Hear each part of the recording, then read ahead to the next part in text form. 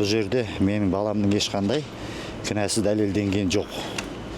Біз енді жаңа апелляцияда күткенбіз үміт.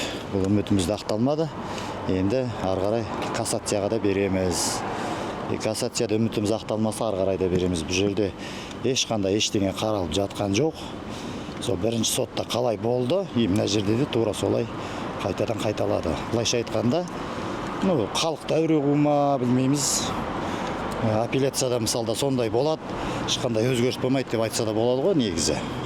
Қанша уақыт күттік, қанша үмітімізден еттік, сонда да ешқандай ақталған жоқ. Бұл жерде менің баламның егер кінәсі болатын болса, мен апелляцияда бермейтін едім. Жаңа сотқа да мысалда адвокат жалдамайтын едім. Қазірде мысалда адвокатымыз бар. Адвокатымызда мысалда кінәсіз екенін дәлелдеп жатыр.